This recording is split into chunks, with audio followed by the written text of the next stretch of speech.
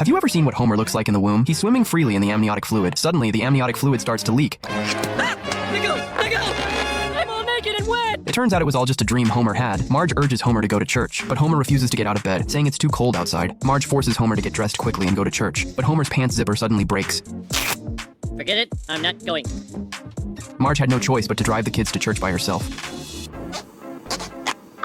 Homer lay comfortably in bed. With his family out of the house, he could do whatever he wanted. Homer turned on the radio while taking a shower. He sang along as he washed. He cranked the music up to full volume and put on a solo dance show right there in his living room. Afterward, Homer grabbed a bunch of ingredients from the fridge and haphazardly dumped them all onto the waffle maker. It didn't matter if they spilled over. Even if the waffles burned, Homer could still eat them rolled up with a whole stick of butter. Fattening. When the butter dripped onto him, Homer simply had the dog lick it off. Meanwhile, the biting cold had the people in the church shivering. Maggie's milk had even frozen solid.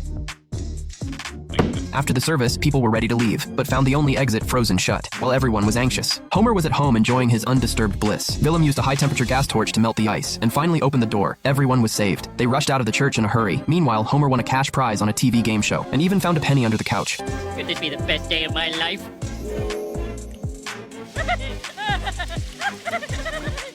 Looks like we have a new champion. Homer believed that skipping church was what brought him luck, so Homer announced that he would never go to church again. Marge couldn't believe it, and tried to persuade Homer not to give up his faith, but Homer stood by his decision. Marge could only pray to God, asking him to forgive Homer's reckless behavior. That night, Homer dreamed that God tore down his house. At first, God was very angry at Homer for turning his back on the church, but after hearing Homer's explanation, he actually agreed with his point of view. So, Homer became a non-believer with a clear conscience. When the neighbors found out about this, they all tried to persuade Homer to change his mind, but he shot them all down. The Flanders family kept pestering Homer, urging him to return to Christianity, which completely infuriated him. Dad, the heathen's getting away! I see him, son. Flanders stepped on the gas and immediately gave chase. Homer wasn't about to back down either. He sped off at full throttle. The two staged a high-speed, high-octane showdown through town.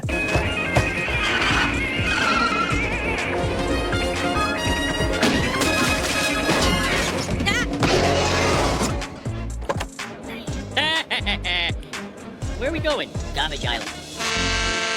When members of other religions learned that Homer had no religious affiliation, they all tried to recruit him into their faiths. But Homer turned them all down. He was enjoying his free and unencumbered life without religion. Another Sunday, Marge took the kids to church, so today turned into another day of revelry for Homer. He lit a cigarette and fell asleep. The cigarette fell to the floor. Sparks traveled along the electrical wires and spread throughout the entire house. Flames instantly engulfed the Simpson home. Homer was completely unaware of what was happening. Santa's little helper tried to wake Homer, but he was sleeping too soundly. It had no choice but to flee on its own. It wasn't until the fire reached Homer's hair that he finally woke up in a start. But after inhaling thick smoke, Homer passed out again. Apu saw the fire at Homer's house through his telescope and immediately decided to go rescue him. Little dumpshit, the store is in your hands. I will have waited for this day.